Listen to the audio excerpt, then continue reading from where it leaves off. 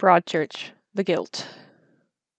Broadchurch is a show about the suspicious death of an 11-year-old boy and how the town reacts to it. Or, should I say, how the town is broken by it.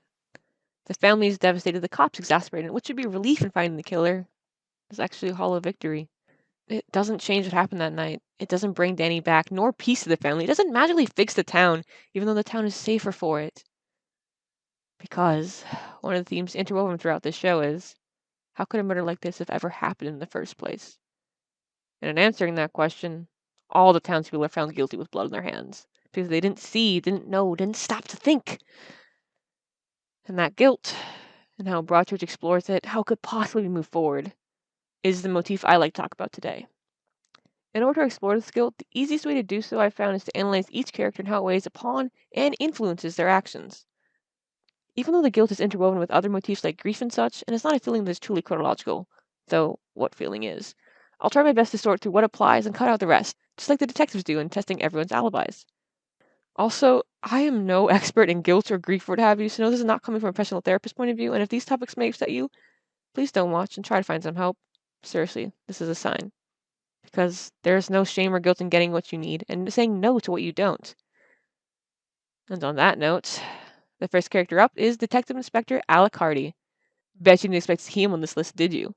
And no, I won't reveal Season 2 secrets, since I'm only analyzing Guilt in Series 1 of Broadchurch just to make it simpler, cleaner, less spoilery. Because Broadchurch is amazing. Please go watch it if you haven't already. And leave now. Leave right fucking now if you haven't seen it.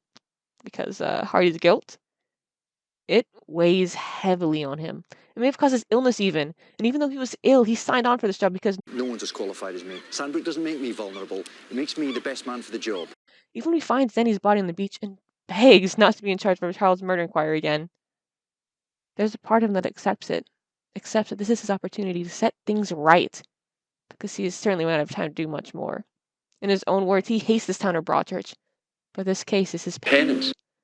His guilt motivates him to take on another case, to do better, to finally get justice somewhere he couldn't have earlier. That's why he pushes himself to finish the case, hide his illness. But when he finds out who really did it, he wishes he was wrong, because he knows how this will wreck the town. And when consulting another character's guilt, he explains that people are unknowable. And you can never really know what goes on inside someone else's heart. And the person he was comforting, major spoilers for those of you who don't already know. Please heed my warning. I wasn't fucking joking. I'm about to give away the big reveal.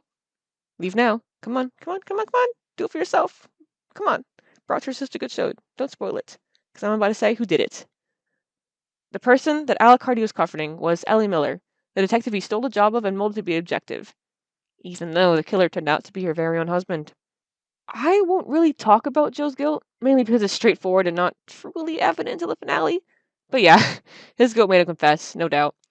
Because he not only killed Danny, he was also responsible for the town blaming someone else that ended up taking his own life, and for shattering the Broadchurch community. But Ellie is the one he truly shatters. She's left surviving with the guilt that I should have seen it. How? A bloody detective. Miller, the brilliant copper, was lying next to the murderer. I want to kill him. All along you said don't trust. Ellie, who was a huge part of the community, which is established in her first scene of returning to work, smiling with presents for everybody, unknowingly cared for a murderer. And doubly worse, she's the cop, so she should have seen it happening. And now, she can understand Susan in more ways than one. The way the line, "How could you not know?" is interwoven in this episode is what hurt me most the first time watching it.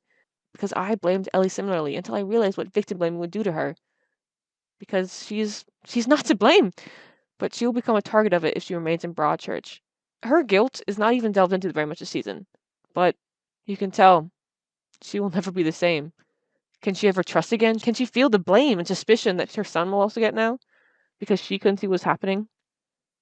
Can she take losing all her friends, her best friend in Beth, because she let Joe into her home and into Broadchurch?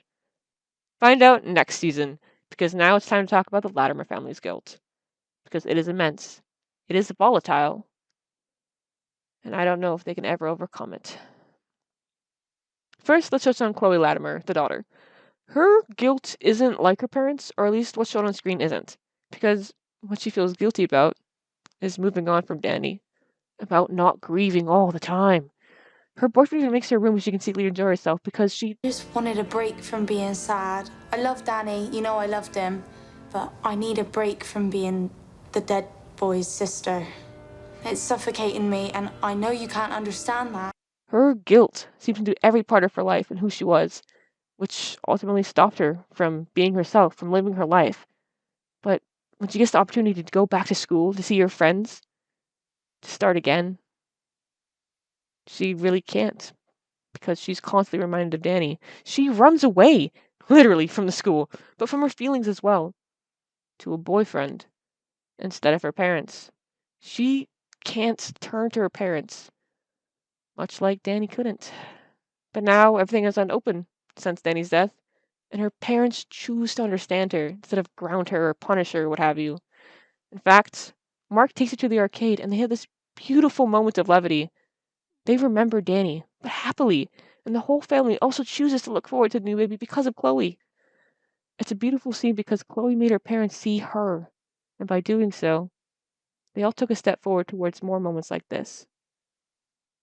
Next, we have Mark Latimer, Danny's dad. His guilt is so palpable, so much so the audience is led to believe he killed Danny.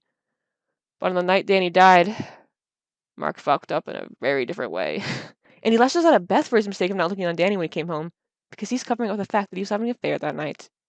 When he's caught up by the police, he admits he didn't tell them where he was. So I'm ashamed, isn't it?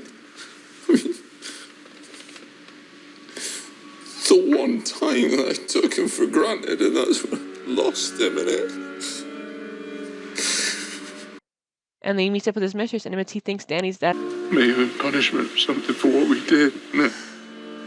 His guilt is eating him up inside. And when his wife finds out about the affair, he explains, in his compartmentalizing way, that he just felt trapped, Beth. And that's why I did it. And I wish to God I hadn't. And I wish to God that I could get our old, predictable, beautiful life back. Because what I wouldn't give for that right now. But I can't, can I?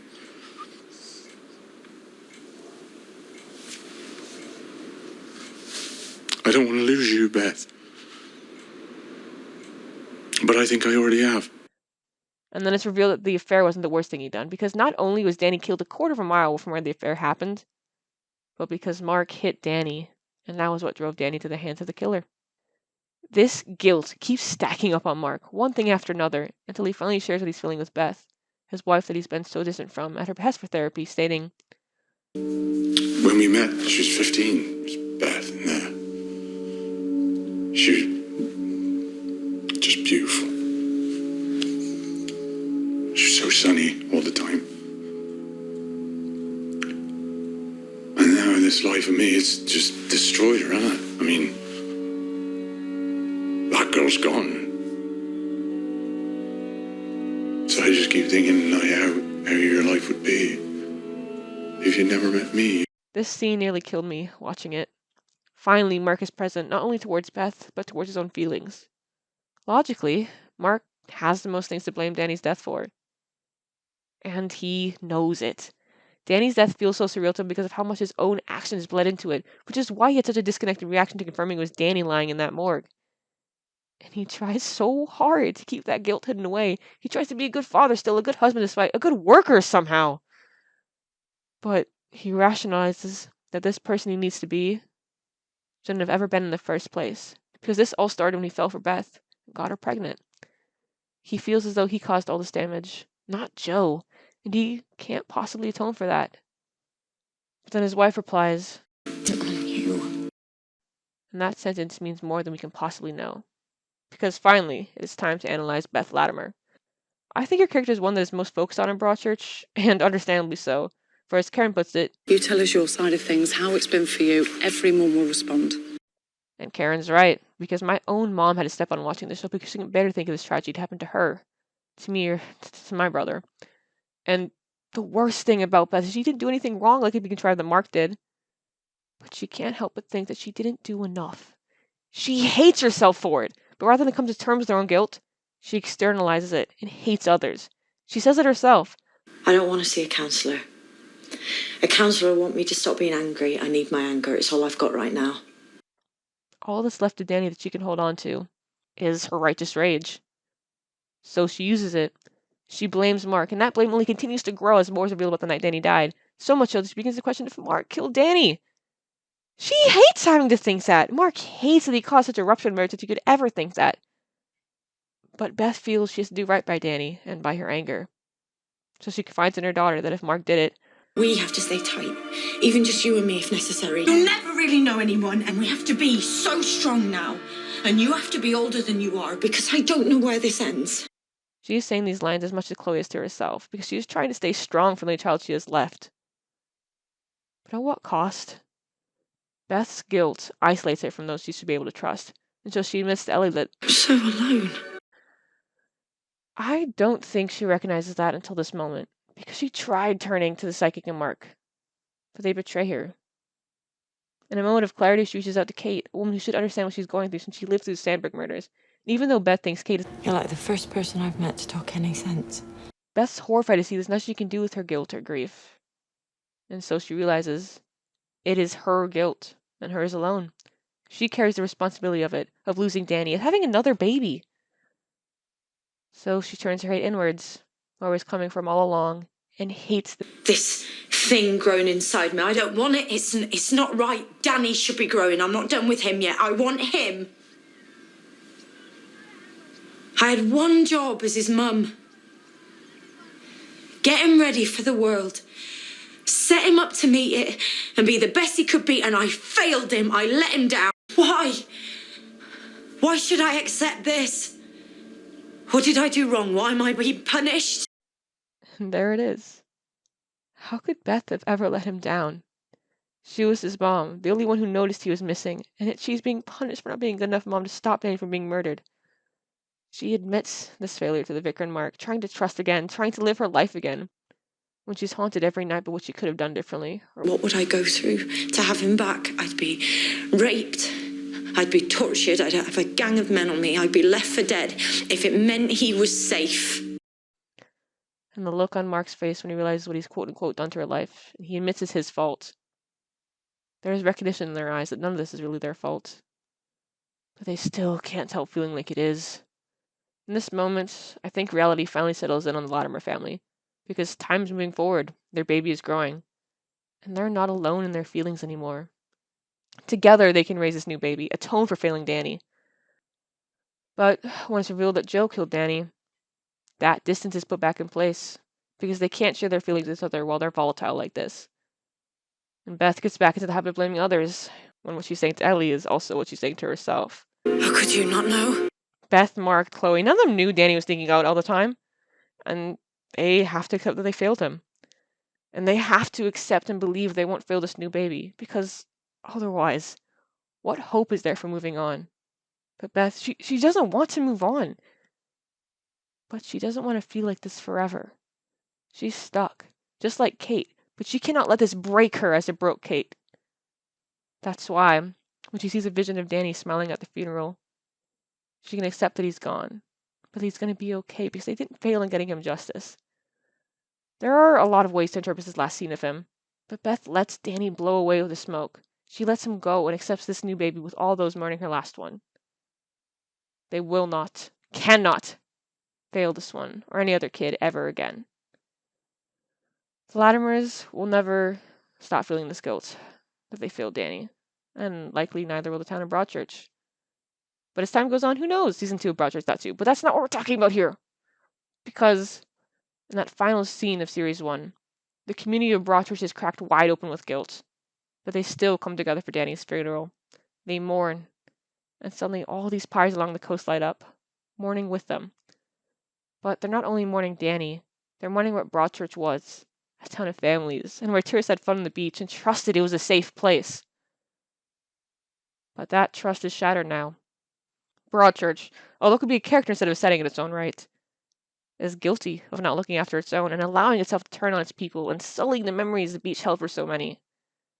Everyone is to blame in this town, yet no one except Joe really is. So Paul, the vicar, pushes for forgiveness, because only then can the town move forward and heal. But he admits, after what we've been through, I don't know. Well, we have a responsibility to ourselves and to our God to try. As time moves on, and the tides wash away the memories on the beach, the cliffs of Broadchurch provide light in dark times, and the people mourn. But they will not be broken by this, and they will never allow this to happen again. They need to be a stronger community, a better community, and look out for each other, because otherwise they will never do justice by Danny, and their guilt will never be wiped clean. There's no easy answer to getting rid of this guilt, and there never will be. But living with it is Broadchurch's only option, and the town will use that guilt to make amends. This is how they honor Danny, and this is how they live with themselves. Or at least, that's how I interpret the motif of guilt in Broadchurch Season 1. How do you interpret it? Have any tips for dealing with guilt, grief? God, it's so hard to end serious essays. I'm so sorry. I can't stand ending it on a sad note, even though that's actually a rather hopeful note for me, honestly. But how the fuck do I end this essay? Oh yes, I thank you. Yes, I thank the viewers for watching and the creators for creating Broadchurch. Thank you, and yeah, bye.